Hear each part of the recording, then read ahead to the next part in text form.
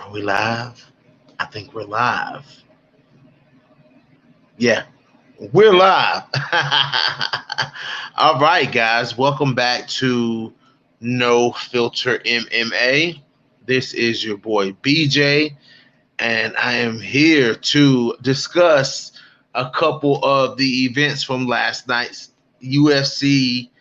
Back in the States, back at the Apex facility, everything seems to be functioning as normal. We are post Fight Island, you know. We are post Fight Island. So, oh boy. Hold on, guys. I gotta edit this banner here. Hold on, guys. Oh, I have to edit this thing big time.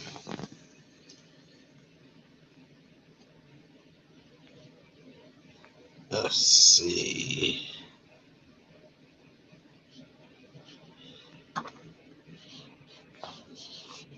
Hold on.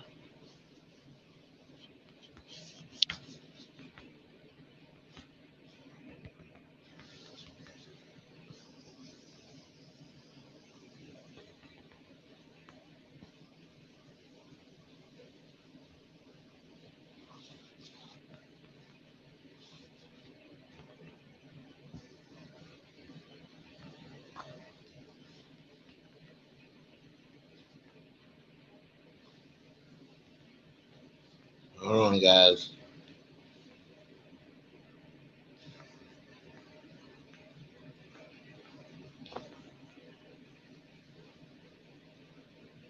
Oh.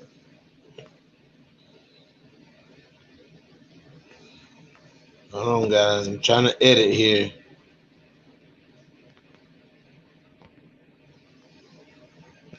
Say. All right. So I'm back.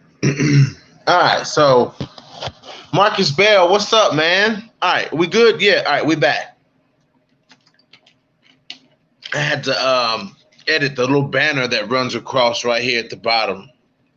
No Filter MMA upcoming fights.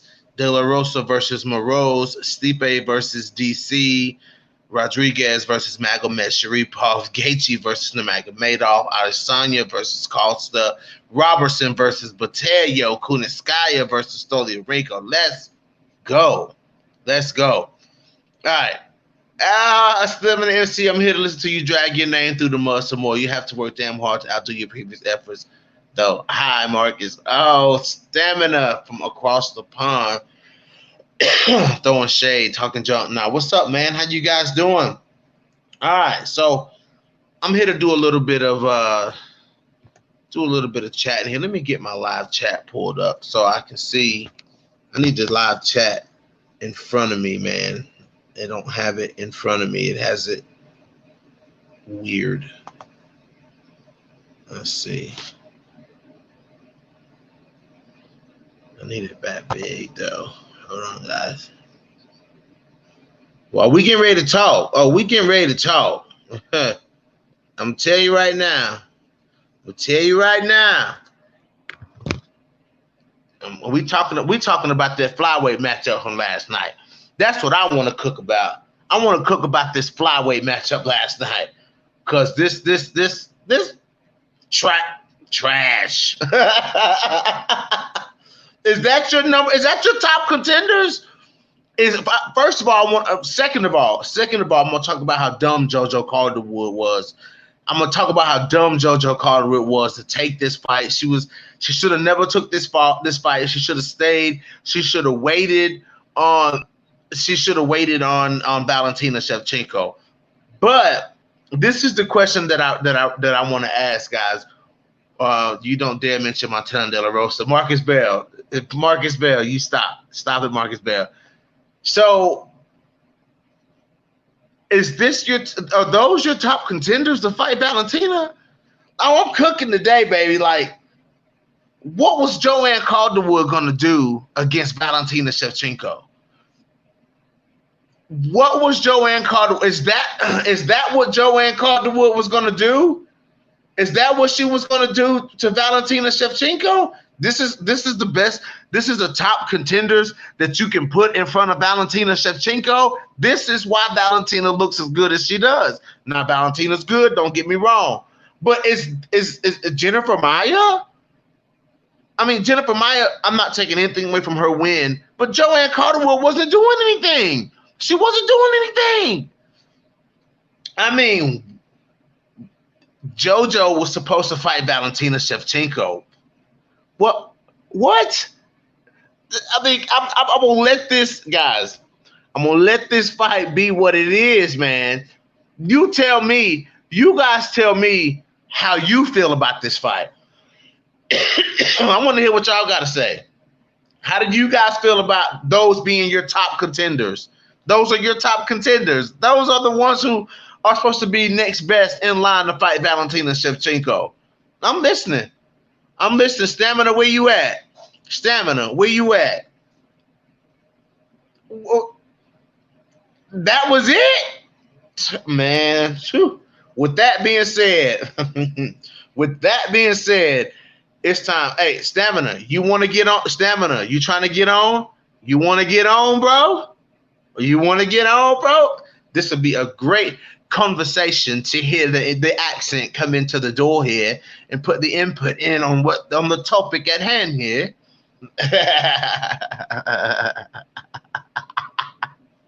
Oh boy. Oh boy. Let's see here.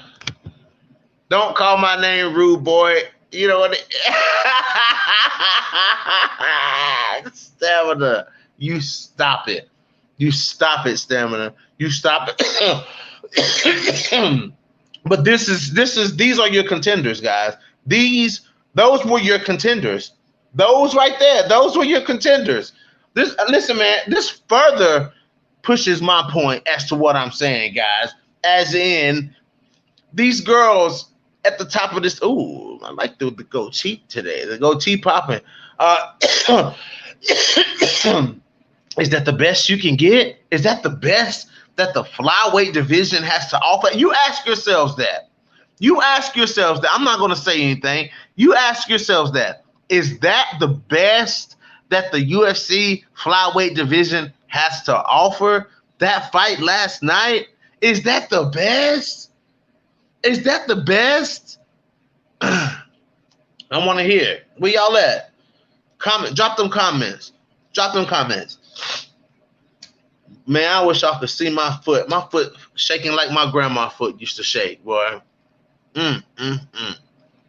Is that the best that the UFC flyweight has to offer? The UFC flyweight division. I need to hear it. Y'all quiet. Y'all super duper quiet. Super duper duper quiet. Is that the best? The same. Those with the number 3 and number 6. Those are the top girls. Jennifer Maia been at the top of that division since it opened. Joanne Calderwood at the top of the division, supposed to be fighting for the belt, and they come out and they fight like that. That was an ugly fight. That was a really ugly fight. Joanne Calderwood versus Jennifer Maia was a super ugly fight. That was an ugly fight. Like, I hate to say that, but that was an ugly fight. Now, and like I said, I'm not taking nothing away from Jennifer Maia's win. Jennifer Maia's win was, that was a good armbar. She locked that armbar up and she submitted Joanne Calderwood. But that was still an ugly fight. Man, that whole division. Let me see what that comment said. Let me scoot this over a little bit. Let me see. Hold on, guys.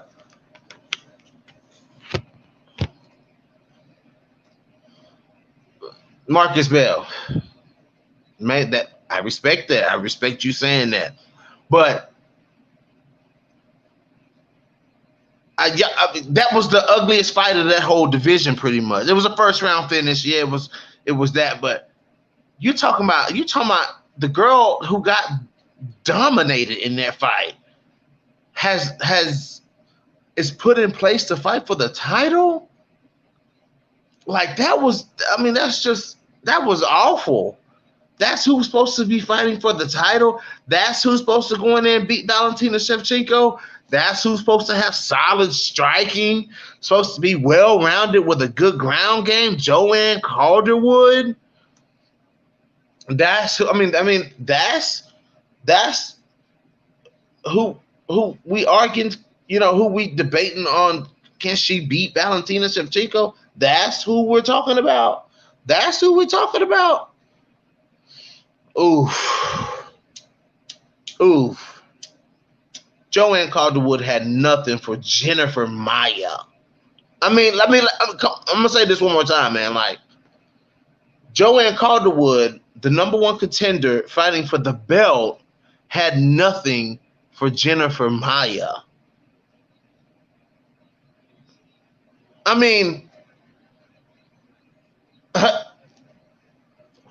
know I'm not talking Chinese arithmetic here. Y'all see what I'm saying here. You gotta see what I'm saying here. Are you guys not listening to what I'm saying? If that had been okay, let's substitute fighters in here. You know what I'm saying? If that had been Montana De La Rosa in there with Joanne Calderwood last night, the same thing would have happened. She'd have still beat her up. She would have still beat her up. You know what I'm saying? She still would have, like, Joanne Calderwood has no business being ready to fight Valentina Shevchenko. If there had been Cynthia Calvillo in there with Joanne Calderwood would have got demolished. She would have got demolished. Why was Joanne Calderwood in line to fight for the belt, though? Why was Joanne Calderwood in line to fight for the belt? Doesn't make sense. To me, JoJo haven't been the same since Invicta. Then again, UFC is totally different competition than Invicta. Yeah, Marcus Bell, that's true. That's true. Like Joe, like it's like they grasping for straws that they don't have to grasp for in the flyweight division. It's like they reaching for strings and grasping for straws that they don't even have to reach and grab for. Man, there's so many other girls. Outside of De La Rosa and Robertson. You guys already know I'm gonna preach De La Rosa and Robertson. It is what it is. I'm taking this thing off. I don't like it. You know what I'm saying? Like, it's outside of Robertson and De La Rosa, guys. There's still other girls that could have put on better fights than that. These are the girls that are supposed to be fighting Valentina. Man, Agapova. Put Agapova up there. You know what I'm saying? Put fucking let's see, who we talking about here? Let's see. Ariane Lipski's looking damn good. Now I can start saying Lipski's looking good. Put Lipski up there. Put the more exciting fighters, Macy Barber, put those girls up there, man. That is the best of the flyweight division. Not Joanne Calderwood, not Jennifer Maia. Talia Santos, Marcus Bell. Yes, absolutely. Loop me in, BJ. All right, bro. You gotta drop your email address. And I'll send it to you. Yeah, man. Like, it's just like the UFC. Like, Talia Santos looked good. I ain't gonna lie. Talia Santos did look good. You know, the mom, you know what I'm saying? Like the flatline fighters are who they have at the top of the division. Chukagian included. They just fighters. Fighters who just try to get along. All right, let me get Stamina MC in here, guys. Hold on. Let me send it to you.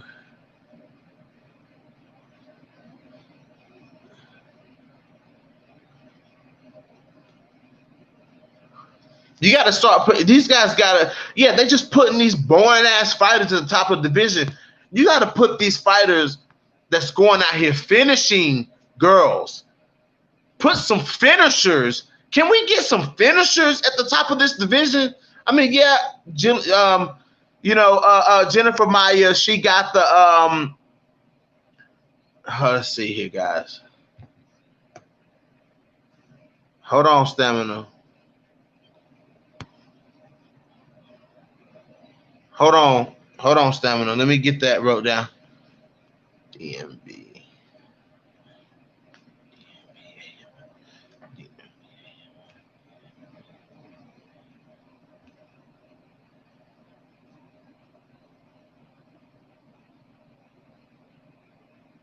Hold on, Stamina.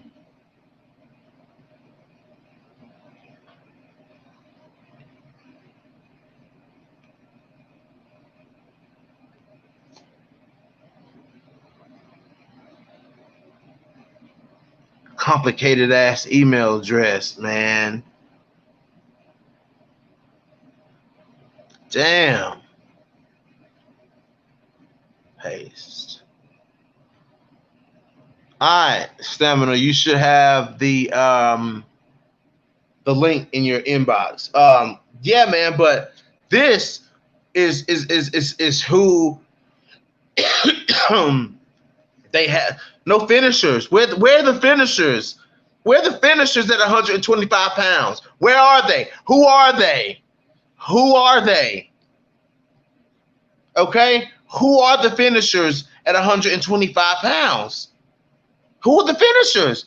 They putting Joanne Calderwood, Jessica. I can understand. You know what I'm saying? But the rest of them, it's like,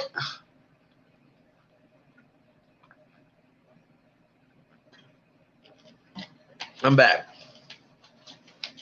Stamina MC, check your inbox, bro.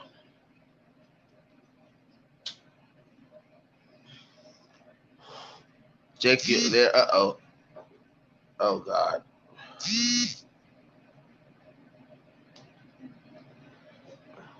Check your inbox, man. You should have that email in your inbox. Should have a link. Oh, okay. Yeah. Yep. We're gonna see what Stamina got to say. Stamina, you can't get on here and say that I'm sounding crazy. You can't say I'm sounding crazy. Am I not speaking the truth here? Like Marcus Bell, am I not speaking the truth here? Where are the finishers at 125 pounds? Why are the finishers?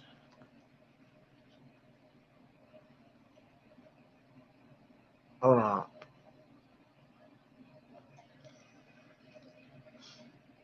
There we go. Stamina.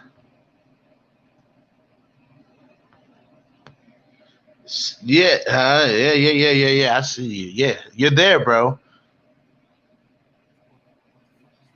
I can't hear you though. Check 1 2. There you go. There you go, bro. What's up, man? Oh, sorry. 1 second. I just want to echo. Okay, now you went back out again. Yo. Uh-oh. You got me? Hold on. I'm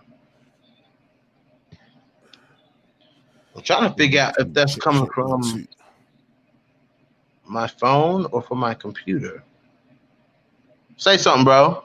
Level, check 1 2. Testing. Yeah, you're perfect now. Absolutely. What's up, man? Yo. What's you good? got me? Am I loud? Am I clear? Oh, you absolutely clear, my brother. All right.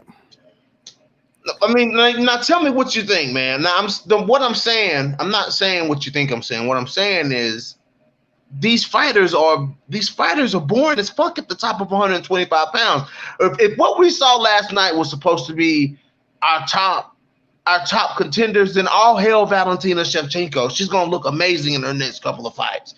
What is Jennifer? What was Joanne Calderwood gonna do to Valentina Shevchenko? And now you tell me, what is Jennifer Maia gonna do to Valentina Shevchenko? I need to hear this, bro. You're not gonna get either of those answers from me because those aren't things that I've ever attempted to say to you or to anyone, really. Because this is the thing that people like you and I, as fans of the sport, have a tendency to do when in discussion, in conversation, and whatever else, in that by virtue of the opinion that's put forward about a certain fighter, whereby, such and such doesn't have any striking, or such and such, has no ground game, or blah, blah, blah. Therefore, they'll get destroyed. Therefore, they won't be able to put on much of a fight, etc. And basically just write off the whole potential for seeing that match play out. That's not what it's about. Like, yes, such and such fighter might not have striking. Yes, such and such fighter might have zero ground game or whatever. But let's see it. Let's see it. Because we have to see something. Like, a division is of zero interest if the champion isn't fighting. We need people to be fighting the champion no matter what, whether they are of a high standard, a middling standard, or substandard. The wheels need to keep turning, the carousel needs to keep turning. And frankly, for even despite the absolute fucking assembly line of cards that the UFC are putting on now, and the way that, the amount of women's fights have gone up from just one a card to maybe 3 or 4 per card. There are more women's fights on per card than you've ever seen, ever. But yet, because there's so many fighters on the roster, you still don't get enough consequential fights to really put together any meaningful opinions about any of the people within that division. So, nigh on fucking 3 years after the inception of the flyweight division, we don't really know a great deal about anyone. We're still getting matchups from people that actually fought on fucking Tough 26, which no one ever wants to see in their whole goddamn lives, but we're still seeing shit like that. And it's just like, there's no reason for anyone to get excited about anyone right now. Not at all. Whether it be an Alexis Davis or a Jillian Robertson or a fucking Valentina Shevchenko. I'm a fan of Valentina Shevchenko, but I don't give a shit about any of these upcoming fights. I don't care. Because there's no reason. No one's giving me any reason to be interested. I want to be able to see any given fighter to be say, right, you were faced with the challenge of an amazing striker and you dealt with it. You were faced with an amazing wrestler in a completely different fight and you dealt with that as well. You were faced with someone who is, the ultimate fucking blanket, lay and pray, wall and stall warrior, and you even got past that as well. Okay, good. Now I want to see you fight. Now I want to see you do something. Because if you're only beating other opponents who I also don't really care about because they have not given me any reason to care, then what do we have? We have zero. We have an amazing champion and the rest. That's what we have. That's what we still have in 2020 from 2017 until now. We have the champion and the rest. That's it. I don't care about none of it. Okay.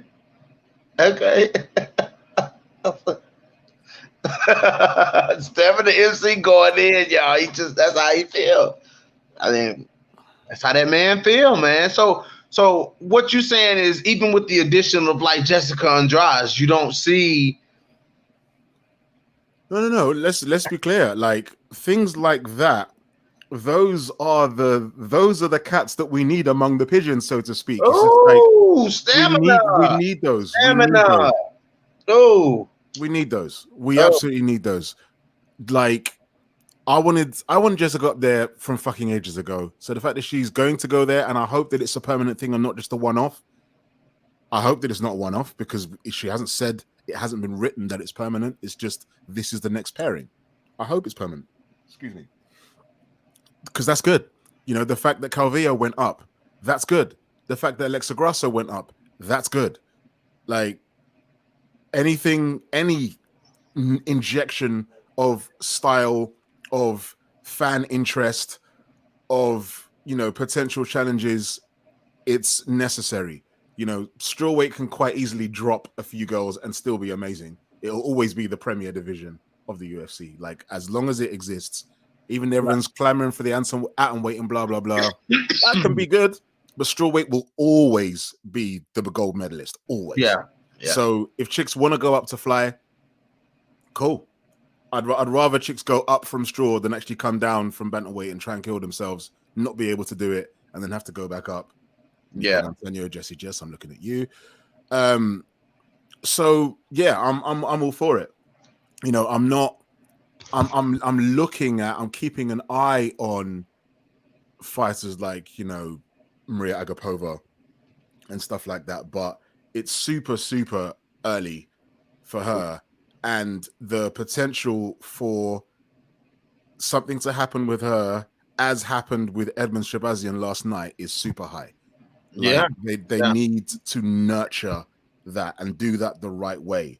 You know, it's however much interest can be generated from someone who had a knockout finish or just a finish of whatever description in their last fight, happens to be, you know, somewhat interesting on social media as well as marginally good looking. Okay, put them in. No, that's not enough.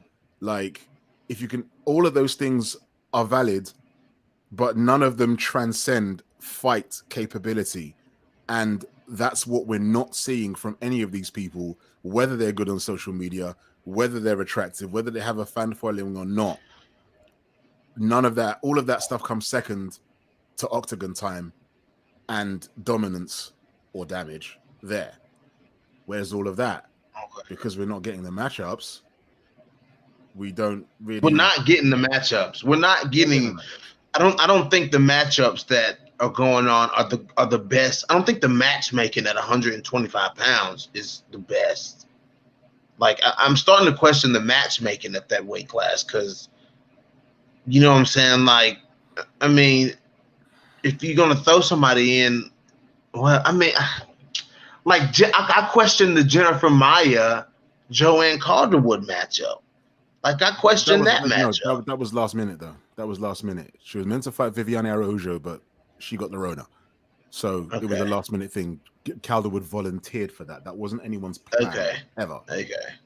Yeah, I knew that, but you know what I'm saying? Like, why would they let the number one contender, even though she was clamoring for it, why would they let the number one contender fight the number 6 contender? Like, I just don't get why they allowed Joanne Calderwood to do that.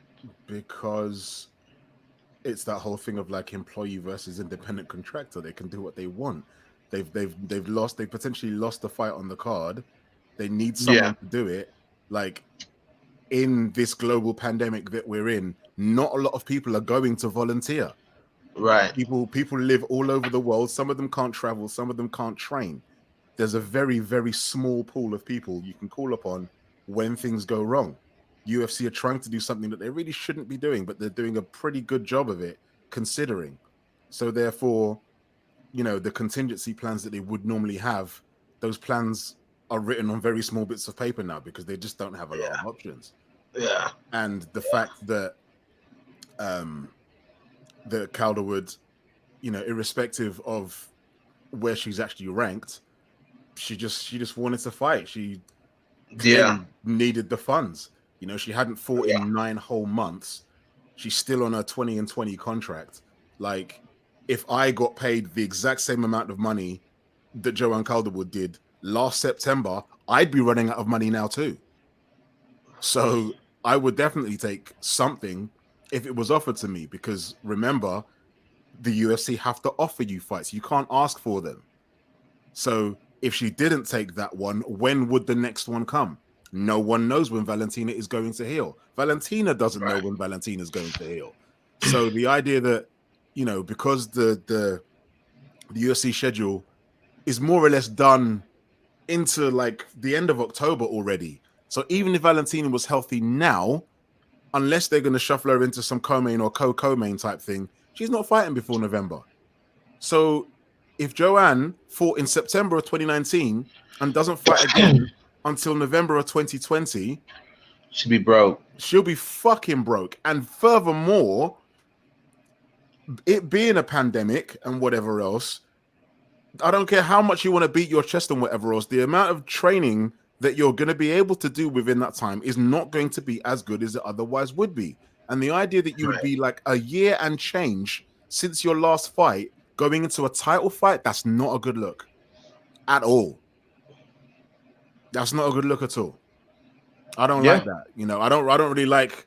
I didn't like Joanne's chances on a good day, but the fact that it's a pandemic, it's been a year and change as well. No, I don't like that. I don't like that for her at all. It don't look good. No, I mean, I just don't think that. You know, I'm thinking I'm supposed to go in here.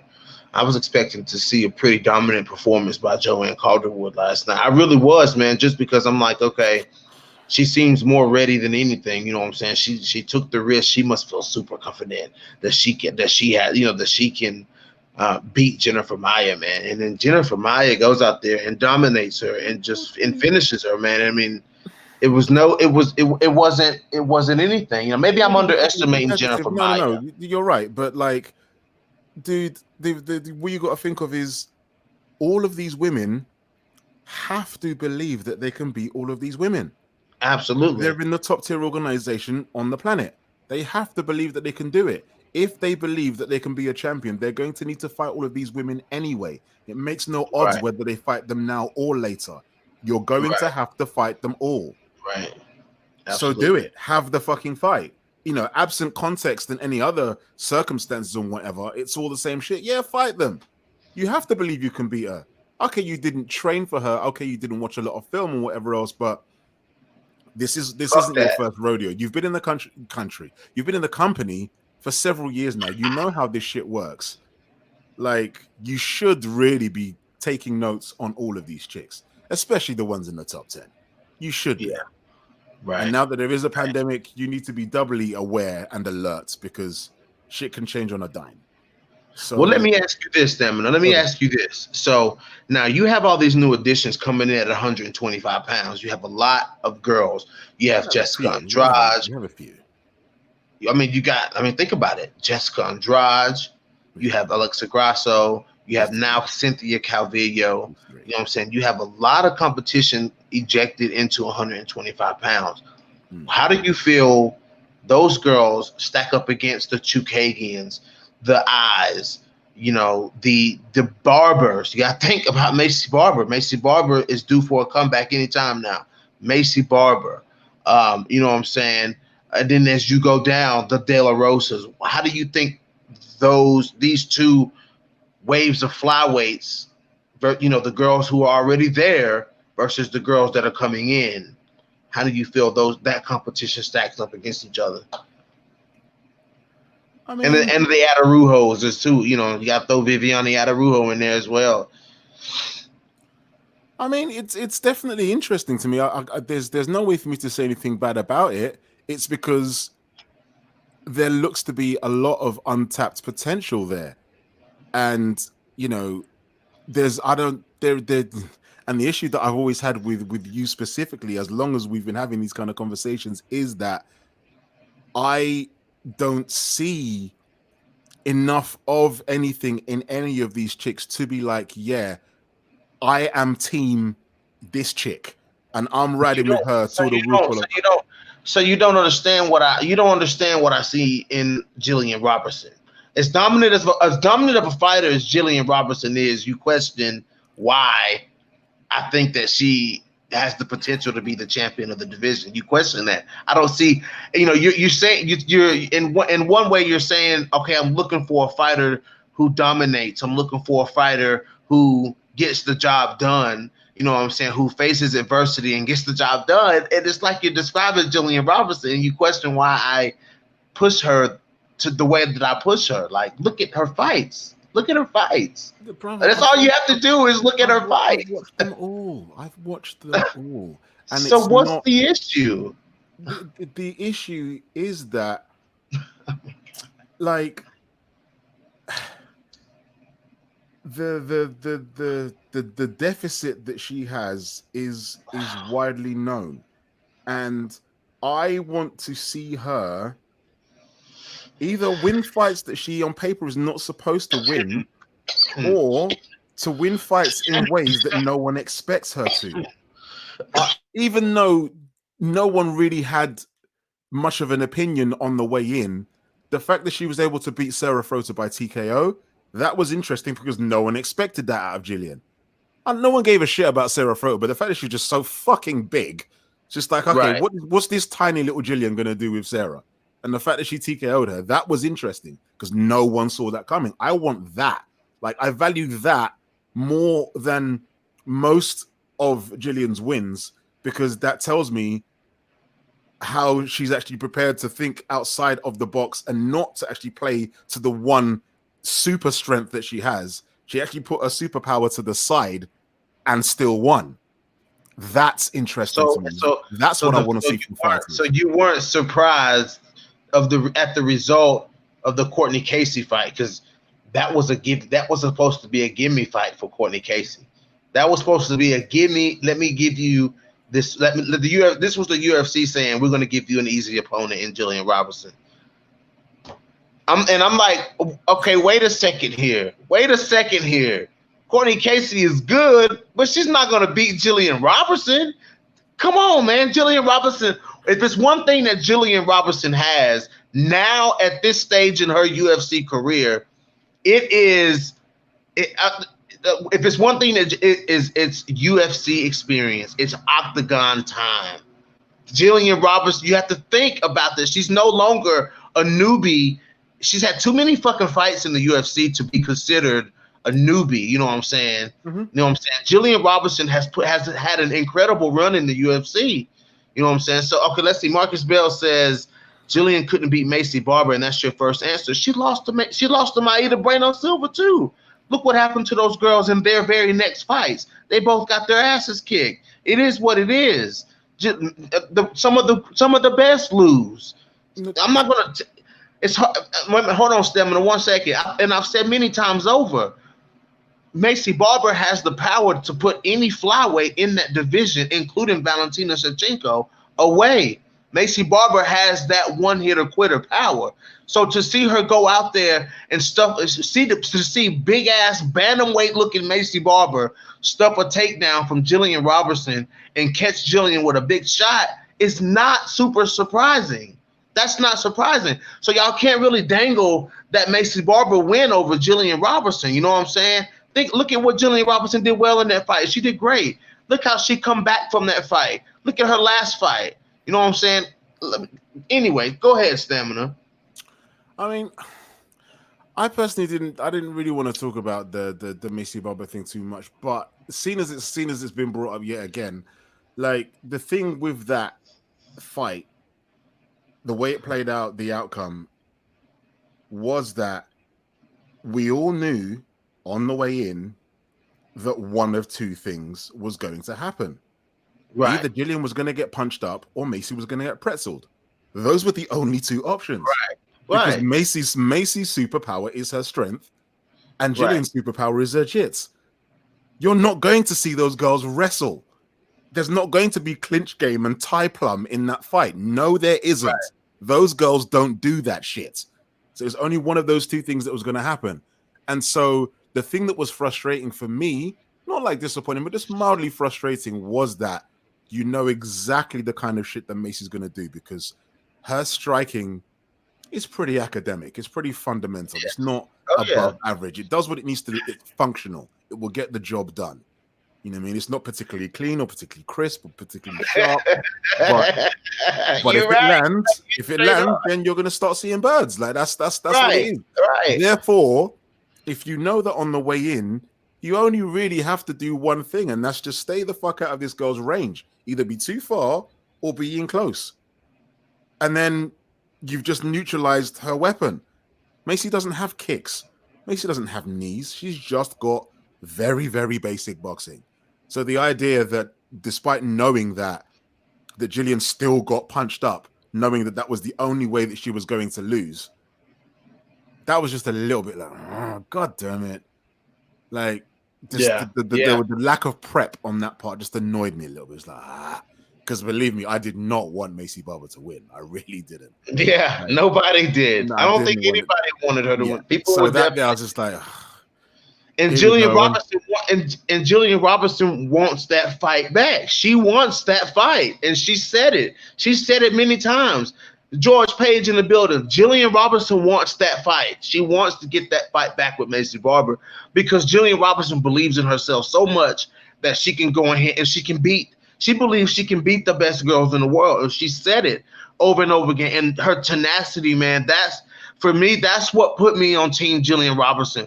From the minute I saw her on The Ultimate Fighter, from the second I seen her, I said something about that girl is like that girl wants to win. You can see it in her eyes that she wants to win. She wants to go out here and be the best that she can be. You know what I'm saying? And that tenacity and that drive is half the battle for me as to why I gravitate toward Jillian Robertson. Now, when it comes to Montana De La Rosa, on the other hand, you know what I'm saying? Skill-wise, Montana De La Rosa, for me, you know what I'm saying, is a more equipped fighter that I believe that can compete at the top of that division. And you run that through the mud too. And I'm just like, man, George Page, absolutely, my friend. You know, and I get and I'm like, I get beat up for saying the same about Montana, and I'm like, well, I've said the same about Macy Barber. I said the same thing about Macy. Nobody beats me up about Macy. I say, guys, no, as much as I don't like Macy, especially for beating up Jillian Robertson, and I didn't like her anyway because she called out, she said Mackenzie Dern. She said some shit about Mackenzie Dern. It kind of pissed me off because unless she was being childish. Then the Roxanne Modafferi post-fight thing, that kind of pissed me off too. You know what I'm saying? But I've said the same thing about Macy Barber. Macy Barber can knock from every fight that Macy Barber has from here on out in the flyweight division. Macy can go out there and knock each and every last one of them out. She has that potential to do that. But I don't get beat up for saying that about Macy Barber. I don't get beat up for saying that. I say that all the time about Macy. And nobody beats me up for saying that. Nobody beats me up for saying that Ariane Lipski could also do the same thing. She could knock every girl out from here on out that she fights. You know what I'm saying? She could do that. You're gonna get pushback on that. And the reason why you're gonna get I only get pushback for saying you're going to just because the proof is in the pudding. Sorry to cut you off, but the proof is in the pudding. Macy has demonstrated exactly what you're saying. Ariane hasn't. Not since she's been in the UFC. In KSW, absolutely. She's knocking girls out left, right, and center. But in the UFC, Kenya hasn't been that exciting. Macy, however, has been one of the few girls to be finishing girls at 125, which was just finishing girls full stop, actually, because part of it was as well. But she's the only one to do that. So in a sense, even though I wanted everyone to pump the brakes, I would let them go with that talk a little bit more because she was delivering on her word. She was doing what she was supposed to be doing. Right. So if people want to get on the Macy train, I'm not going to join you, but I'll wave you goodbye. Like, go on, have fun. Have a nice day. With Ariane, not so much, not yet, because she hasn't shown in the UFC against UFC opponents that she's that chick. Like, Macy has shown that she's that chick. But Montana De La Rosa has. De La Rosa has. She has. She's won. She's only lost once. PJ, stop. Let me just stop you there. Joanne Calderwood had only lost once before yesterday. But look at the wins that how Joanne Calderwood won those fights, and look at how Montana De La Rosa has won her fights. Look at the style and win in which these girls run them off for me. Run them off for me. What are we looking at? I mean, look at the way look at how Montana De La Rosa beat up Mara Romero Barrera. Look how she finished Rachel Ostovich. Look how she bullied Nadia Kassem.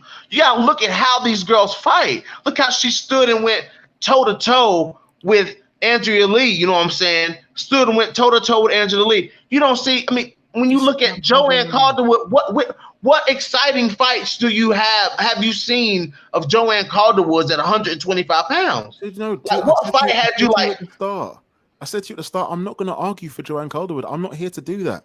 But the simple truth is, Nadia Kassem, Rachel Ostovich, George Romero Barrera. That big dummy. Sorry, go ahead. George Page funny. Yeah, George says a lot of funny stuff. That's what he does. Rachel Ostovich, Nadia Kassem, Mara Romero Barella, those chicks are bottom tier fighters. Like, if a fighter is to be respected and considered in the top 15, they had better beat all of those girls. If you don't beat those girls, it don't look good for you. So actually, I'm not really going to give her props for that. Like, Andrea Lee was a champion in another organization. So the fact that she's had the experience that she's had, and someone like Montana, as I said to you, and I've always said to you, and I'm still saying to you, that was competitive. That's her level. That's Montana's level. That's where she's meant to be fighting girls like that.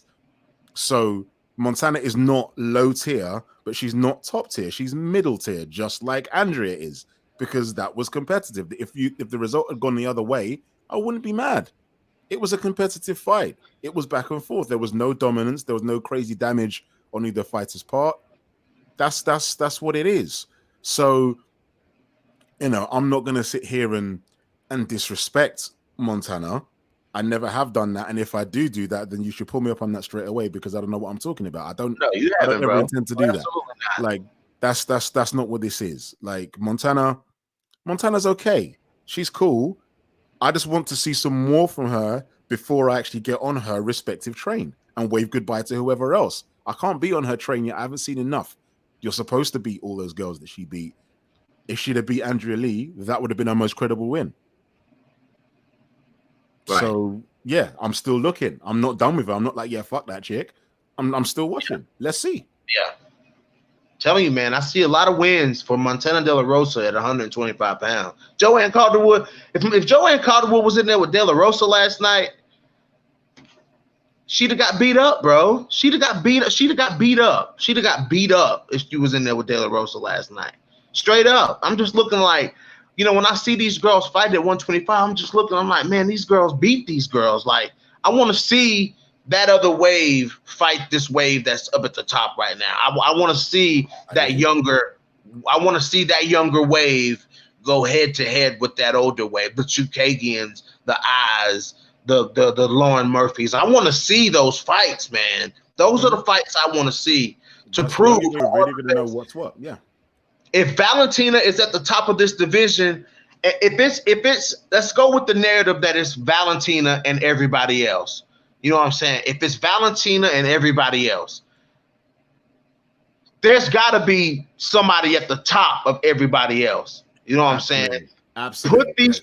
Put these girls, head off these girls, man. They do it. The UFC does this in every other division, the men's divisions, featherweight men especially.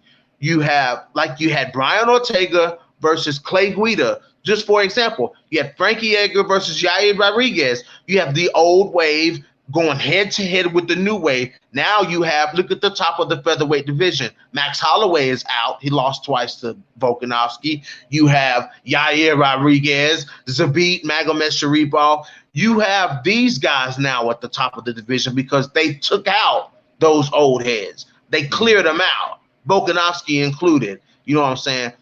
If the UFC just keeps mixing old head fights at the top and then mixing young head fights at the bottom, then the division is not going to progress. The division is not going to move forward. There's never going to be a clear-cut contender because you have a bunch of flat level fighters fighting each other at the top who's supposed to be fighting the best in the world. When you have this wave of young, exciting finishers, you know what I'm saying? You have this wave of these girls who are growing up mixed martial artists, coming up mixed martial artists versus specialists. That's what I'm saying.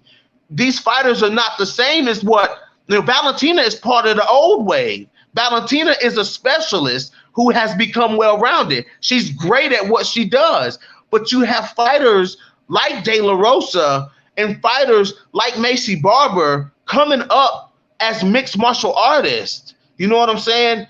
And that is what this sport is. And that's what I'm saying. When you have these girls at the top, these 1997 Honda Civics with 200,000 miles on them, trying to compete with the best in the world, of course there's not going to be a clear-cut contender for Valentina Shevchenko. Of course, it's going to look like Valentina versus everybody else because the matchmaking at 125 pounds is not very good. Jillian Robertson, let's be honest here. Jillian Robertson should not be fighting Poliana Botelho. Jillian Robertson should be fighting Andrea Lee. Jillian Robertson should be fighting Alexis Davis. De La Rosa should be fighting Lauren Murphy. De La Rosa should be fighting Macy Barber. Those are the fights. Those are no, not Macy Barber. Jennifer De La Rosa is supposed to be fighting Jennifer Maia, number 6 ranked Jennifer Maia. Fuck yes, 11 versus 6. Let's make it happen. You know what I'm saying? Those are the fights that's supposed to be happening, not Chukagian versus Maia, Calderwood versus Jessica I. Those aren't the fights that are supposed to be happening, bro. That's what I have. That's why I see this division the way that I see this division and say the things that I say. Those girls at the top, they're not the best in the division. I guarantee you, if they start matching those new girls, the Adarujo, the Lipskis, start matching those girls up with these girls who come into the division ranked, you know what I'm saying? You will see a passing of the guard. Then we will see who is the real competition. We'll see who the best flyweights in the world are who can go and challenge Valentina Shevchenko. That's what I'm saying. Yeah, and it's not I Jennifer Maia. I can't argue with that, but I mean, I understand in principle the way in which those girls were initially kind of like assigned the rankings that they were, just on account again of their experience, just for how long they've actually been fighting for the competition that they faced in previous divisions. In the case of a Calderwood or a Chukagian or whatever else, they fought higher level opponents than most of the other girls, whether they won or they lost. Jessica I, for her sins, has fought better opponents than a Jillian Robertson or a Montana De La Rosa or a Viviane Araújo, blah, blah, blah. So I get it in principle, but the idea that 3 years later, Caitlin Chukagian is still the number 1 contender, that's fucked up. That should not happen. That I don't like, because in my mind, the whole purpose of the ranking system serves as no other exercise than to decide who is the next person to fight the champion. It's just this carousel of opportunities. So, okay, whoever's number 1 is the next person to fight the champion, which, as we know, is not the case because Joanne was number 3. So why is Caitlin at number 2? Why at number 1? Why is Jessica at number 2? Why are they there? Like, move them. Like, move them. I don't understand it in the slightest. So, yeah, just the idea that they're still there 3 years after the fact, when Caitlin's not getting another title shot until she gets at least 2 more wins, if not 3. Don't nobody want to see that shit again, especially after both her and I got finished. Right. No one wants to see that shit again. So get them out of there. Like, just let's do something else. Like, let's be honest. Chukagian, at best, at bantamweight, was a C-level fighter. She was a C-level bantamweight. Caitlin Chukagian would have never made it to the top of the bantamweight division. Like, she would have never, she would have never made it to the top of that division. Never. She would have never made it to the top of 135 pounds. Yeah, I'm not going to argue with that. I'm not going to argue with that. I'll call you back. All right. Sorry. Here, I'm here. Can you hear me? Yes, sir. Okay. She would have never made it there. Then you put these C-level fighters in the top of a new division, and then even one below them, it makes them look like a C-level fighter. That's how I see it, dude. That's how I see it. Alexis Davis worn out, beat up, got beat up at 135. Came to 125, got a spot. She got a spot. You know what I'm saying? I'm like, you know what I'm saying? All right, Alexis. I don't mind her getting a spot. She just shouldn't still have it, is the thing. Right. She hasn't Right, had an right. impressive run at 125. Yes, she's a veteran. Yes, she's game. Yes, she'll send back some of these girls. She will, because if nothing else, she's a tough out. You'll be hard pushed to try and finish someone like Oh Alexis yeah, Davis. yeah. She's Oh yeah, tough. Like, she's not necessarily very like aggressive or competitive, but she's tough. So yeah. let's see. That's a challenge that a lot of these girls are going to need to face. They need to face someone that's just like goofy durable, like an Alexis Davis or a Lauren Murphy. It's like you're Yeah. not going to knock them out. So what are you going to do? If every time you punch them, they get back up and still keep pressing forward, what are you going to do? For someone like Jillian that doesn't have striking, and you've got a girl that you cannot knock out, I want to see that. Show me that. You know what I mean? Yeah. If for someone like a Montana who came up on the wrestling thing, has just been adding the other little bits bolted onto the suit and whatnot. It's like, okay, well, we haven't really seen much of Lauren Murphy on the ground. She talks favorably of her own wrestling, but every fighter does that. Is it going to be competitive or is it going to be a washout? Let's see. Right. We haven't seen. Right. We haven't seen. Furthermore, there. Even if you think about, actually, let me get up the actual rankings 1 second. Because put them up. Even just thinking about the individual fighters themselves and what their, as I've been saying today, what their superpower is not even always that cut and dry. Actually, right? Like, okay, champion excluded, Kellen Chukagian. What's her superpower? I mean, what does she do better than all of the other stuff? Like, I mean, she's a stand-up fighter, but is it kicks? Is it punches? Is it like what is it? Her pace, like her she's a point fighter. She's a point fighter. I would say her best attribute is that she can. I mean, she can stand and trade. She can stand and trade. She can stand and trade with you, though. I mean, she can. She doesn't, because she's so risk averse. That's why she's always in the outside ki-ing and just like shadow boxing. Like, I don't know. Okay, I'll even come back to that. Chukagian, I don't even know. Calvillo's a ground fighter. Calderwood has the Muay Thai thing, but will potato quite often, as we just saw yesterday. Lauren Murphy is just durable as shit. Like, and to a lesser extent, so is Jessica I. Like, she doesn't get finished particularly often. She's just tough as old fucking nails. Jennifer Maia has amazing boxing. She's probably got the best boxing in the division. Roxanne Modafferi is just an enigma because of how goofy she is. Like, he's everything you would normally train for in an opponent, you don't get any of that from Roxy.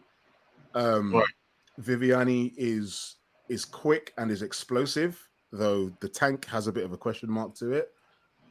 Andrea Lee is kind of a middler. She's not really exceptional anywhere, I don't think. Macy Barber is a wrecking ball. She has good Muay Thai, though. Her Muay Thai is really good.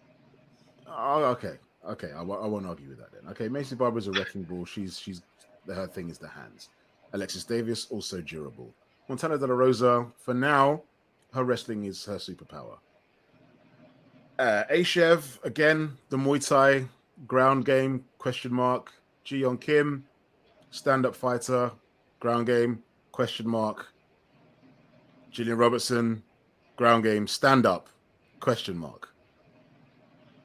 So Montana De La Rosa is like the only wrestler in the fucking top 15. The only one. Exactly. So let's see that shit challenged. Let's see her wrestle some bitches. Come on. Like, what are you doing? Yeah. Who's her next fight again? Moreau's, right? Yeah. Yep. Like, the thing with that is that, like, I'm struggling to care about that as well, because Marina Moreau's only just came up to flyweight as well.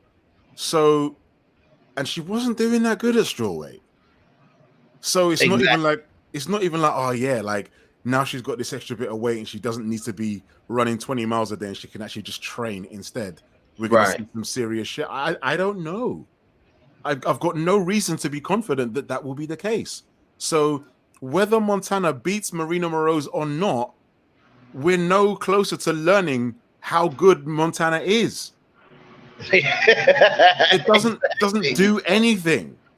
Right. The idea Same that with you've Julian got Robertson. Same with Botelho and Robertson. It's the same thing. yeah, no, you're right. But Botelho has more kind of like discernible challenges in the stand-up because Botelho's shown tenacity in her fights, win or lose, that we haven't seen, comparatively speaking, from Marina Moroz, I don't think. So I have a more of a sense of what Botelho can bring to the table, whether she will or not. Oh, we're going to see soon enough. But I have more of an idea of like, okay, there's a challenge for her here, but ultimately, a win for Gillian Robertson over Poliana Botelho does zero for her. It doesn't do anything for her. So in that sense, Exactly. it's just a waste of a slot on a fight card. Exactly. That's it's no good. I saw it and I was like, Yeah, same thing, bro. It was okay. like, why are they have her fighting this fight, bro? Like It's almost like they're just trying to keep them busy, like right. keeping them busy. Yeah. But then, but what for? Like,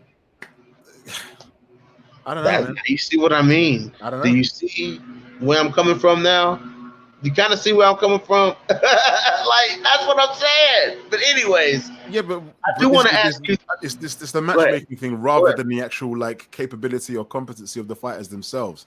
Like I can't go to bat for any of these fighters specifically because of the matchmaking. That we're not being given the pairings as to really be like, okay, you fucked up her and her and her. Oh, okay. Right. Okay. Yeah. You got my attention now. That's what we need. That's what we need. But we're not able to do that with any of them. You know what I mean? We saw flipping, Viviane Araújo fucking bang out fucking Salita Bernardo. Next thing she's got Jessica I. Sorry, what? Like, what do you mean? Like, why is that happening? Like, who wants that? Like, and then when it doesn't work out, then okay. What do you do with her? What do you do? What does she do? Okay, now we give her Jennifer Maia. Because that makes sense as well. All right, Marcus Bell says if Montana beats Moroz, then we still wouldn't know how good she is. And if she gets beat by Moroz, then we might know. That's the truth. That's the truth. Okay, that's fair. That's the truth. That's the truth. That is, I can't disagree with that. But Stamina, I do want to ask you about the last minutes before I get off here. The last minute switcheroo. Now that we have Yana Kunitskaya versus Julia Stoliarenko. That has the potential. That's an interesting fight. That has the potential to be a bloodbath. Yeah. Yeah. I mean, this also is indicative of the pandemic and the whole kind of thing of just, the option list being really small and whatever, because Stoliarenko got cut a while ago. And has just been doing her thing over in Invicta and whatever else. But because they just don't have particularly many people that they can call upon, that's how they get to bring back fighters like her and fighters like Gina Mazzani and whatever else. That's why it happens. They don't want them there, but they just need bodies to save these cards. Because when they do their best to save their cards, things still go wrong. And you end up with a fight like last night with 8 fucking fights on it. After the week before having a 15-fight card. This is what the pandemic does. Yeah. So I'm interested in it. I mean, I think that unless Yana completely fucking potatoes in there, she should win. Like, Stoliarenko's main weapon is her tenacity. She's not really that good at anything. Not really. Right. Which is why she got cut. She's just not that good. Like, because she doesn't get to train at a high enough level in the part of the world she lives. You know what I mean? Whereas, Yana, by virtue of everywhere that she's lived, the combat kind of community is just more entrenched and is stronger there. So she's been able to get higher level experience and training both in Russia and in America. And now she's flipping hooked up with Moretti. then Yeah. she's got another look there, which is you can't diss that. Thiago's fucking Right. sick. You know what I mean? Right. He's not the most technical, but he's got a brutal elegance to his style. You know what I mean? Yep. Which suits his body type and his personality and whatever else. But there's something you can take from that, because he was the first guy to make John look human. Jones, that is. Yeah. You know what I mean? Anyway, tangents. Yana, yes, she should win that fight. If she doesn't win that fight, I'll be quite disappointed because I don't see on paper any way in which Julia is like superior to her. She shouldn't lose that fight. Yana had better win that fight, actually. Right. I was hoping they would make the when I heard that Ketlin Vieira, I was looking forward to Kunitskaya versus Ketlin Vieira. And when I seen that fight wasn't happening, and then I seen that Holly Holm was out of her, who was Holly Holm? She was supposed to fight. I seen that. I was hoping that would make the Kunitskaya Holly Holm fight. That's a fight that I've always wanted to see. That's a fight I've always wanted to see was Kunitskaya versus Holm. I think that's the type of fight that both of them would love to fight.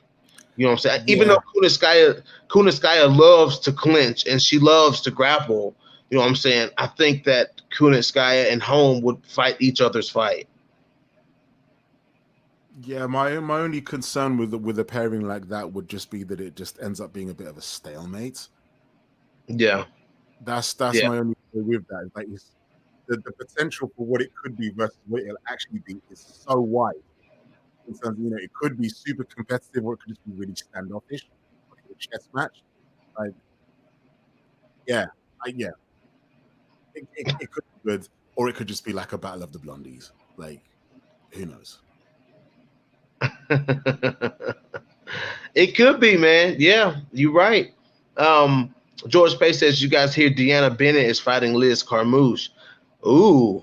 That is going to be the worst WMMA fight you will ever see. Fight, yeah, dude. That's going to be terrible.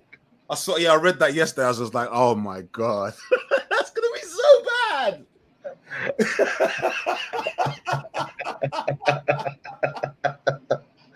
Wow. Fucking hell. Battle of the blankets. Oh my god. Deanna Bennett versus Liz Carmouche. Oh my god. Oh, so terrible.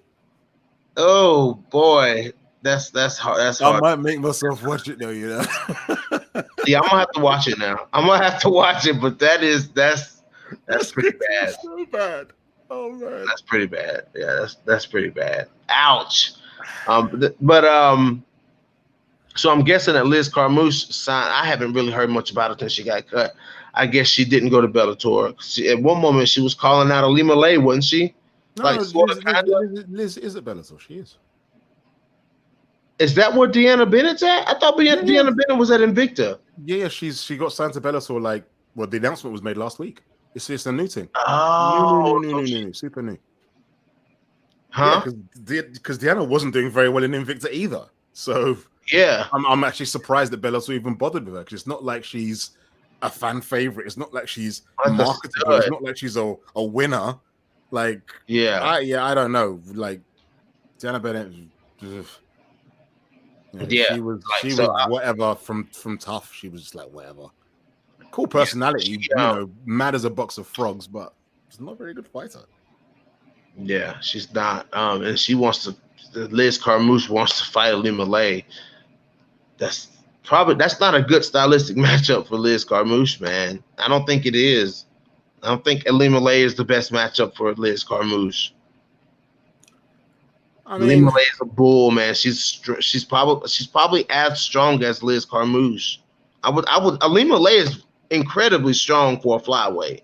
The way she muscles those girls around at 125 pounds.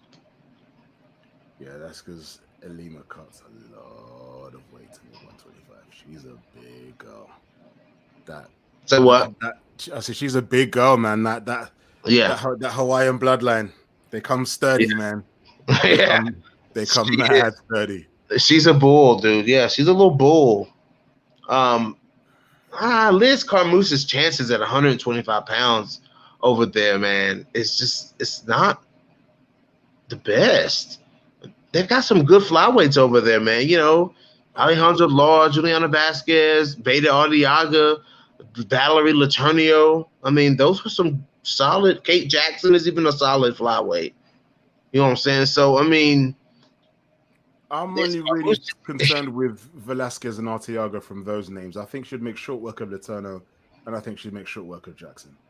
But Arteaga and Velasquez are interesting. Yeah. But Velasquez shouldn't be fighting anyone except Ali Malay right now. But yeah, Scott Coker's gonna Scott Coker. So, they're gonna make that fight because Ali Malay will take that fight. She'll take that fight. It's not a question of whether she'll take it or not. It's just that she's not been offered it. Like, as long as Ali Malay has been champion, every single contender that she's faced has only been on a 2-fight win streak maximum. Some of them just win one fight and then they get a title shot. Juliana Velasquez is on a 5-fight streak and they're still not saying that she's number one contender. Even when Scott Coker is asked by the media if Velasquez is next, he won't say yes. And she's on a 5-fight streak. No one else that fought Ilima was on a 5-fight streak. That's why everyone's calling bullshit on the whole protection thing. It just doesn't look good. Because Velasquez is more dominant than anyone in the flyweight division right now, and they won't make that fight. Yeah, you're right. That is the fight to make. It was the fight to make 2 fights ago. 2 fights ago. Yeah. You know what I'm saying? But that's a tough fight though, man. Because I mean, one thing about Ali Malay, man, she's a very smart fighter, dude. She's a very smart fighter. She's a good fighter too, man. That's an interesting matchup. No, but it really is. It's that thing of like the fact that both Scott won't actually confirm it when asked by the media, and the fact that when people might do some little kind of like Q&A type things on Instagram with Ali Malay, and they're like, oh yeah, what's in your future? What's next for you? And she'll say, oh, maybe there'll be a flyweight tournament. That'd be kind of cool to establish the next contender. Maybe I'll go out to bantamweight. Maybe I'll just retire and have babies. And it's just like, okay, you said a lot of stuff there, but none of that was Velasquez's name. Like, if you're a champion, you should be keeping an eye on your division. And even for you as the champion to not actually name check someone that's beaten everyone that's been put in front of them. Reggie the Tree, what's up, man? Why are you not acknowledging that someone is doing good shit in your division? Right. It's notable by omission that she just won't say her name. Yeah. Ali Malay won't say her name, and Scott Coker won't agree to it. That's why it looks fishy. Yeah, it does. You're right. You're right, man. I can't argue with that. I can't argue with it, man. But hopefully we get that fight because we need that. Bellator needs a fight like that. They need a fight like that. We hear that. I told Coach last night, we heard that Kat Zingano has a fight signed. We don't know who it is. Kat Zingano is signed to a fight, and they just hadn't announced who it is yet. So I'm waiting on that to drop, see who Kat's fighting. Man. Who do you think? Man. I think it's probably Olga Rubin or somebody like that. Man, I really, really like Kat. I don't think I want her to fight anymore, though, man. I don't think I want her to fight anymore. Like, really? Yeah. Like, not as in she's past it or whatever, but I don't know. I just feel like her heart and her body are not in the same place. Well, she got the tits out, so that helped. She said that was poison in her body. That's why her imbalances and shit. I follow her on social media. No, so do I. She said that it would, and she said that it would. The tits were why, said the implants was poison in her system. But she looks to be, by the looks of it, she looks to be the best Kat Zingano, though. If you look at her training footage, she doesn't look sloppy. No, I'll give her that. She does not look sloppy. She's throwing fuckers around the gym. I'm just like, okay, go Kat, go on, go on. Yeah. So I'm like, that's why I'm like, okay. I get that. This is what I'm saying. I'm not sure. I'm not. It's not like some fucking BJ Penn thing. Was just like, dude, stop. You know what I mean? It's more that because it's not looked that great, and anyone can look good in sparring, and anyone can edit their highlights to put 15 seconds on Instagram to look good. that's fine. When we're talking about 15 minutes of war of someone who actually needs to actually pull your arm out of their socket so that they can pay their rent, that's some different shit. So that I'm not sure about, because everything in recent memory of her doesn't instill confidence in me. Kat can absolutely do it. She's a warrior like few other women breathing. But whether that actually translates into something that she can do and make something of in late 2020, if you're confident about that with everything that you've already seen and that we've all seen, then you're just a fan of Kat Zingano, but that doesn't mean you know anything that we don't. You know what I mean? So no, I don't mean you personally. I just mean you. No, I fall in that category. Yeah, it's like, I don't know. Let's see. Let's see. Yeah, man. I'm nervous for her a little bit, but you know, she's weathered a few storms. Maybe she can weather some more. I don't know. I will watch because I always do. He said, I'll watch because I always do. Hell yeah, man. Why not, bro? Why not? And before we get out of here, Stamina, I want to get your thoughts real quick on Shahbazyan getting embarrassed by Derek Brunson last night. I mean, just embarrassed. You know, another Edmund Taverdian hype train gone. I feel you, Reggie Tree says, I feel you, Stem, and I just want her to go out with a win. Don't even care who she beats. Legend. Facts, Reggie the Tree. Kat Zingano is a legend, man. She's a legend, for sure. She's a legend. Yeah, the Shahbazyan. Oh, man. Like, you know, I try not to do the whole kind of like hype train thing particularly often, because a lot of the time it's just MMA fandom just being snotty. Like, yeah. Like, most of the time it's just not valid. It's just people just want to be dicks. Like, in this case, it's more justified, but it's more justified because in this case it didn't even come from the fans. Like, people weren't really out here saying with their chest that Edmund Shahbazyan is about to fuck people up in this division. People weren't saying that quite yet. They're just saying he's looked good, he's young, and he's got promise. What it was actually the UFC themselves that were just tripping over their own dicks to just use the word Ronda Rousey at every available opportunity they possibly could. I'm just like, guys, this is corny as shit. Stop doing this.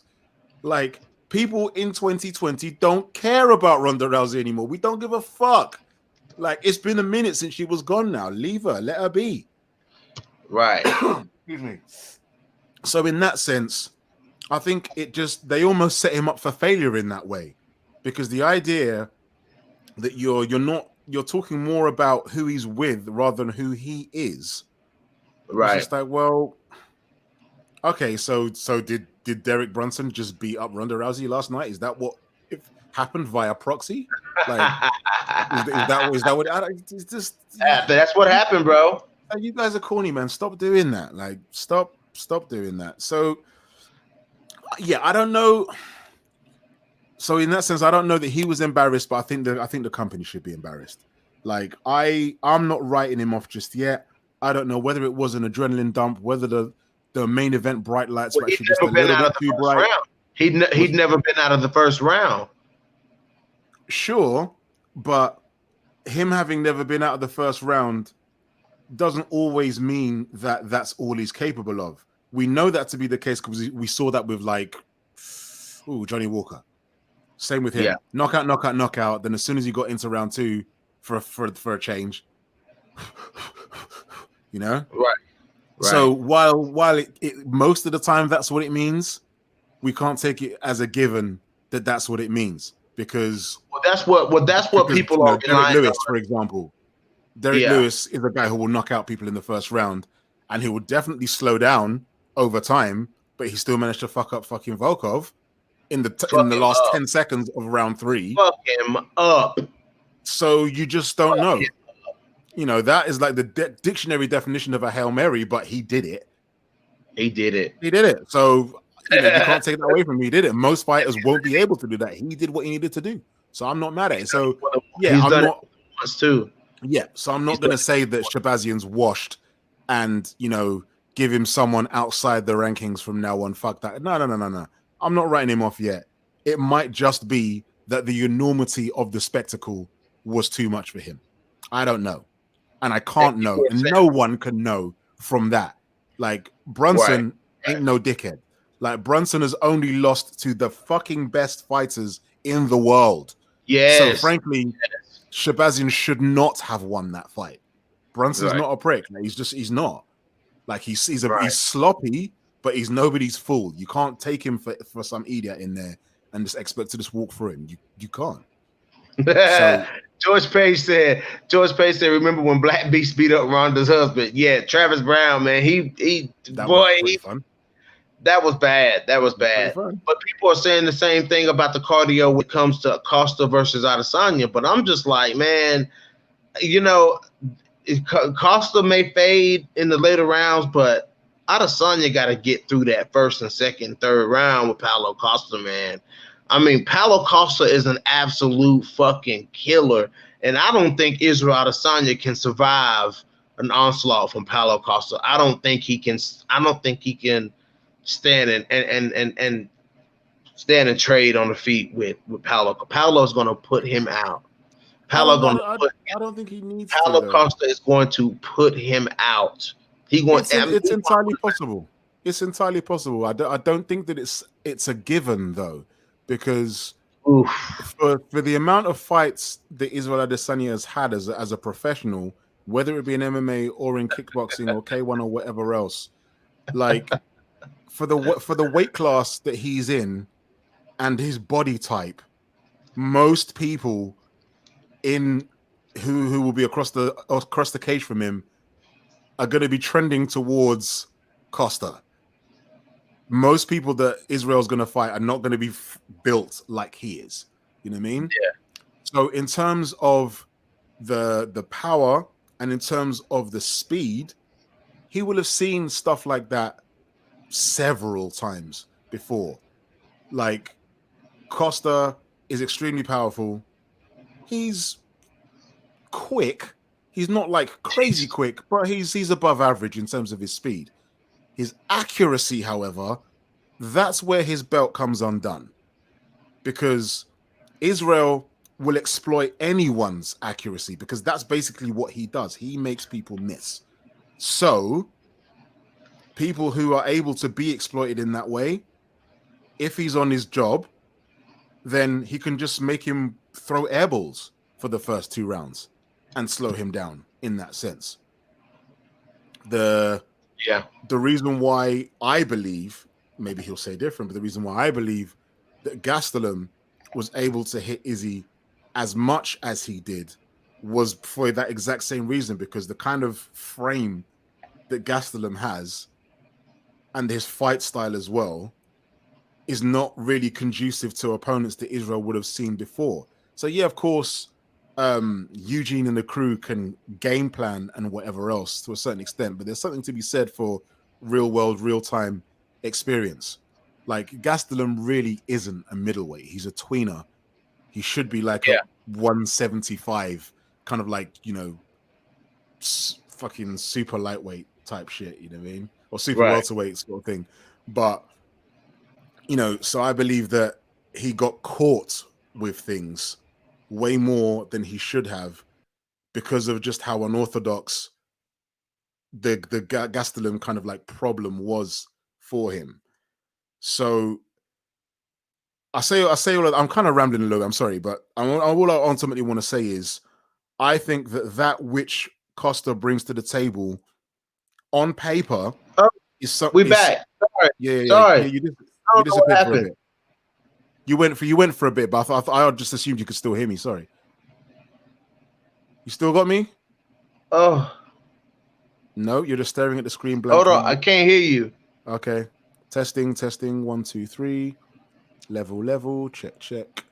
Hey. No filter. MMA. BJ Johnson. Hey, Stamina. Go back. Can y'all hear me? Hey, chat. Can y'all hear me? I can't hear nothing. I can Stamina. hear Hey, you. Stamina. I can hear you fine. I can hear you. Okay, go back out, Stamina, and come back in. Okay. Because I had hit the back button and messed it up, man. I don't know. I think I messed something up, but I can't hear you. Yeah. Can y'all hear me though? All right.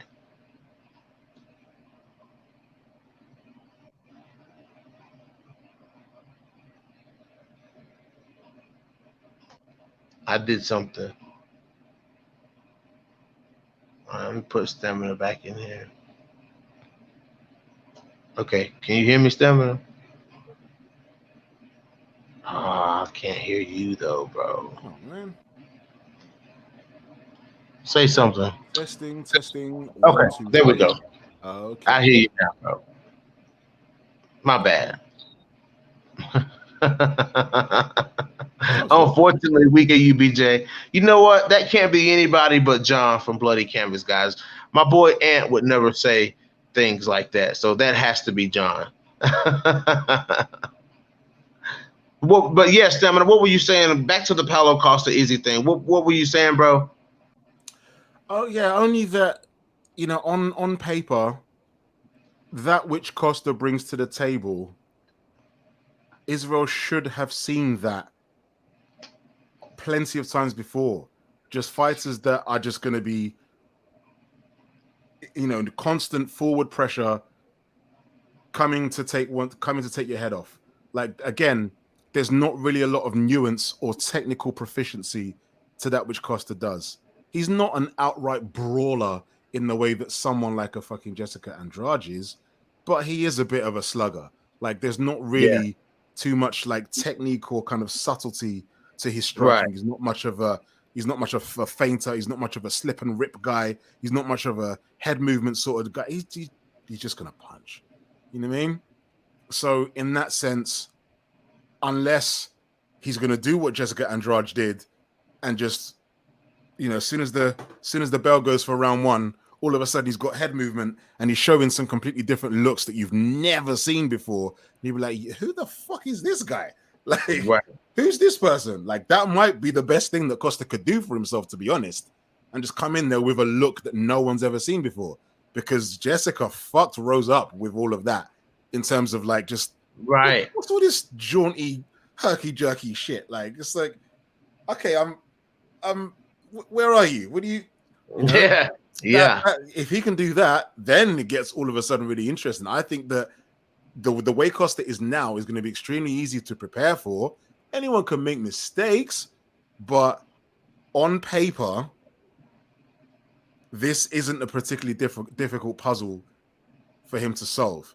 Like Costa is Costa and he's his own person, but in terms of what he actually brings in terms of offense, Adesanya's seen plenty of that. But what is Adesanya gonna when Paulo Costa? Now, one thing that Paulo is great at is closing the distance. He will close the distance on you, and he will land his shots. So if Paulo Costa closes the distance, what is Izzy going to hit Paulo with that's going to make Paulo respect him? What is Izzy going to throw at Paulo that Paulo hasn't been hit with before as far as power wise? I believe Uriah Hall is a more powerful striker than Israel Adesanya. And if Uriah Hall landed clean, very powerful shots on Paulo, Yoel Romero, much more powerful striker than Israel Adesanya, and he was able to hurt Paulo Costa. But what is Izzy going to hit Paulo with that's going to make Paulo go, whoa, okay, all right, I'm in a fight here. Where does he possess that kind of power to sting Paulo? Because as soon as when Yoel Romero dropped Paulo still did not respect Yoel Romero's power. No, He did not respect it. I hear you He loud did and clear. not. I hear you loud and clear. Paulo Costa is durable as shit. The guy's a fucking tank. Now, I think then that because that's a concern of mine as well. I think that the only way, or a good way, rather than the only way, because I'm not a fighter, I don't fucking know, but a good way to make shit like that count would be to use the precision that he has, Adesanya that is, to make the shots that he does land on the counters count in that if you're doing your, your check hooks and your counters and whatever else, rather than just, hitting him on the fucking side of the head or whatever else, Right. be specific enough as to actually hit him in his eye so that one of his eyes will close. Right. Hit him on the bridge of his nose so that it breaks, so that he can't breathe properly. Right. Punch him in his throat so that he can't breathe properly. You actually need to debilitate him in that sense. Yes. If you just punch him in his face or whatever, well, he'll just keep going. That ain't gonna do shit. Like you're actually just gonna have to mortally wound him in order to slow him down, and then you can actually pick him apart like that. But just punches in the face, or okay, maybe some body work will do it. But again, I don't know. But that's the way you got to do it. You got to blind him. You've got to break his nose. You got to do some shit like that. Yeah, for sure, man. But and the thing about it is with Paulo Costa. I mean, the thing about Izzy has to damn near be perfect in this fight. Yes, he has to damn near be perfect in this fight, because one mistake, when you're standing in there with Paulo Costa, one mistake from Paulo, one mistake from Izzy, and Paulo will catch you. Paulo will you slip the wrong way or you move and dodge the wrong way, Paulo Costa gonna catch you, man. And I feel like when Paulo connects with Izzy, which he will connect with Izzy, I feel like when he connects with him, he's just gonna put him out, man. I feel like he gonna hurt him. He's gonna hurt him against the cage. I think that. He's gonna cut off the octagon. He's great at cutting off the octagon. He's gonna cut off the octagon. He's gonna get him against the fence, man. And he's really gonna hurt him. And Izzy's gonna try to circle out. Izzy's gonna try to circle, and Paulo just gonna catch him, man. I just see it. I just see it playing out. Because Paulo's fought that frame before. He was in the fight with Uriah Hall, and people are gonna say what they're gonna say about Uriah Hall, but Uriah Hall is a good fighter. You know what I'm saying? Uriah Hall's a good fighter. He's got that long frame. Yeah. But Uriah Hall chose to kind of throw away the game plan. Uriah just went there to fight. And that's why he got fucked up. Uh-oh. I'm seeing your lips move and I'm not hearing any sound. I'm not saying nothing. Okay, actually, no, I'm looking at the wrong screen. My bad. I was looking at the actual one on YouTube. Sorry, not the streaming one. That's my fault. Cool. I just said anything. yeah, just because I keep forgetting the YouTube one is actually behind, but I was trying to look at some comments. Uriah Hall, he threw the game plan out of the window. He just decided, fuck it, let's just fight. And that's why. But it was after he got hit one time. It was like game plan gone. But that's how it always is. So many fighters are like that. Fucking who else is like that? Karolina Kowalkiewicz is like that. If you hit her, she just wants to just come straight back and just get it straight back. You know what I mean? There are a few. Who else is like that? There are a few more people like that. They'll just abandon the whole shit as soon as they get hit. Kelvin Vieira. Kelvin Vieira's like that. So yeah, someone else did that recently. Who else was doing that? Just completely abandoned it. Just let's have a fucking fight. Women's MMA? I think so. Yeah, I'm thinking women. Yeah, so another one of the women. Calderwood can be like that at times. She's done that. Yep, she sure can. Whatever. It doesn't matter. Yeah, Uriah Hall. Yeah, absolutely that. He kind of did that to himself. He didn't need to do that, but he thought, yeah, let's just slug it out. Phone booth, let's go. It's like, dude, you lost. Yeah. That's it. That's all she wrote. So, yeah, in terms of how you're viewing how Costa is the opponent that he's going to be facing in Adesanya, yes, he will have fought plenty of people with that frame before, but people with that kind of that level of fight IQ. Wait a minute. Upper Singh said Chris Cyborg abandons the game plan. Yes, actually, yes. That's the best thing you've ever said in your whole life. But yes, yes, exactly that. Yeah, Chris got hit, and she's like, "Yeah, fuck it, we're fighting." The worst thing you could do. Yeah, exactly. Arpit nailed it to the fucking wall. Yes, even though that wasn't recently, but yeah, you don't need a better example than that. That's it. That's the truth. Mm-hmm. That's the truth, man. So yeah, man. Let's see. I think Costa versus Izzy is I've been calling for that fight for a long time. I've been wanting to see that fight. for a long time. And I was getting ready to add Shahbazyan to that. If Shahbazyan had beat Derek Brunson, I would have been like, hey, now you got Shahbazyan in this conversation. He goes out and gets a win over a veteran like Derek Brunson, but he got demolished. But now, man, it's still, to me, man, at middleweight, it's still Costa and Izzy, man. It's still Costa, Izzy, and Whitaker as the top three in that division. For sure. So what are you saying about the Cannonier matchup then? The Cannonier matchup it's an interesting fight. It's an interesting fight because you're gonna have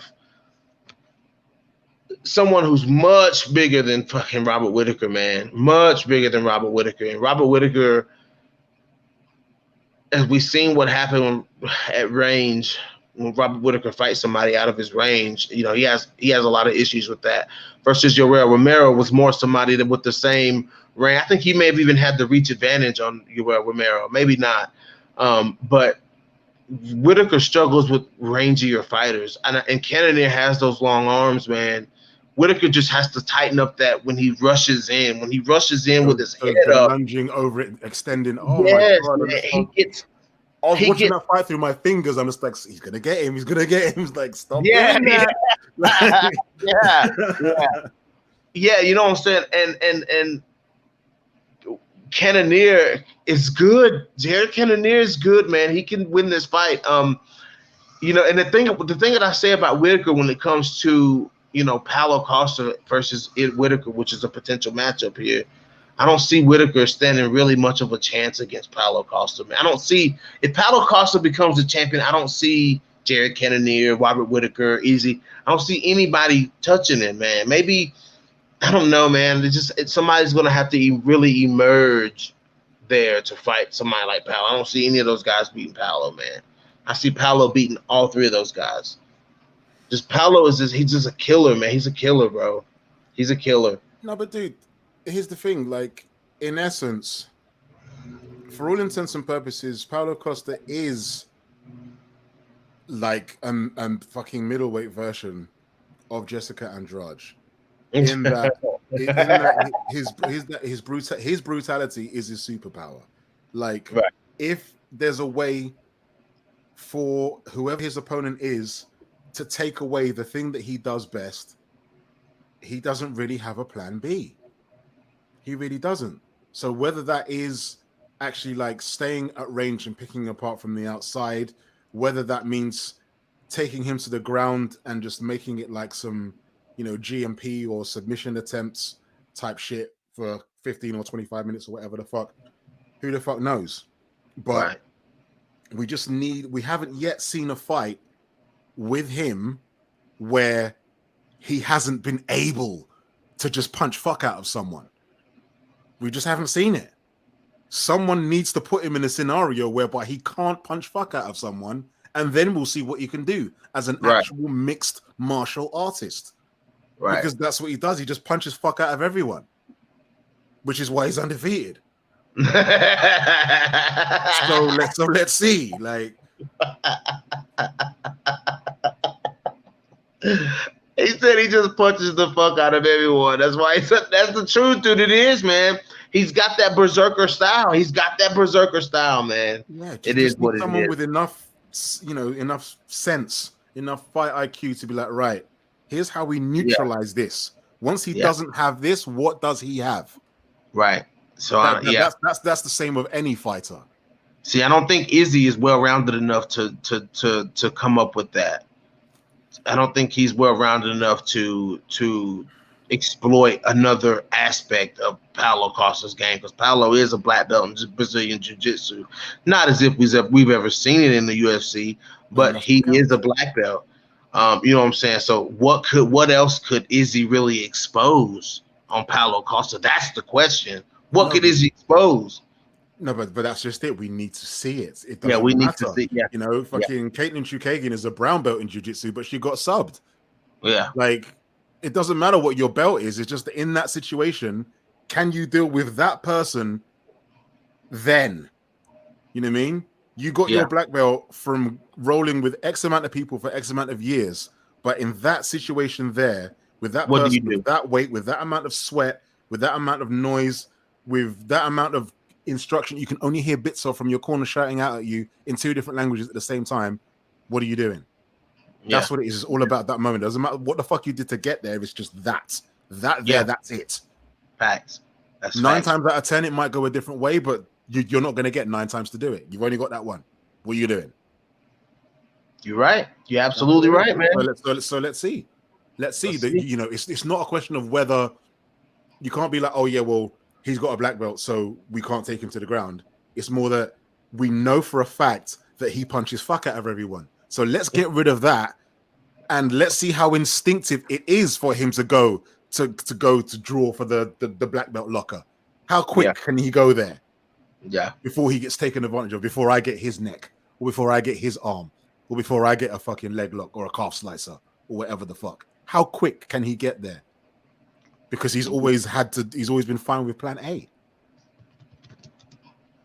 Yeah, Reggie the Tree made a good point. I would have picked Yoel over Paula if it was the Yoel of 5 years ago, but Paula, he calls him Paula. Paula might reign for a while, but Izzy can outpoint. Great fight either way. Yeah, he's right. He's right.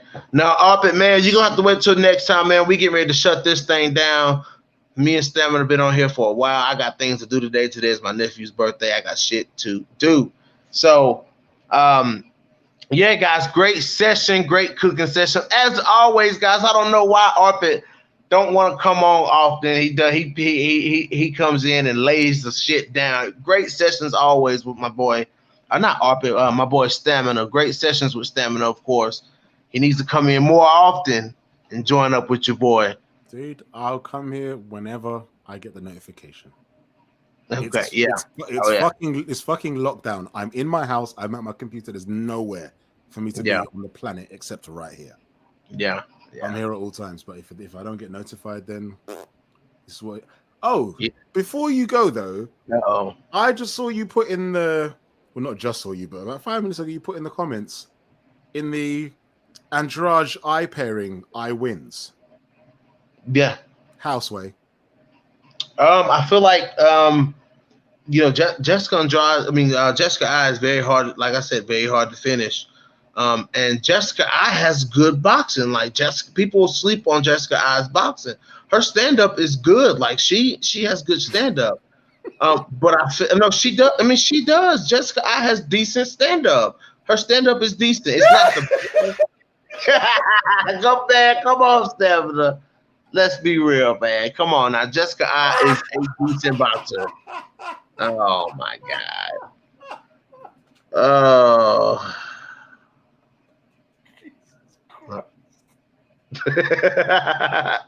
It wasn't that bad, man.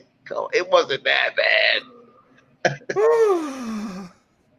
Jessica I is decent on the feed. She's decent on the feed.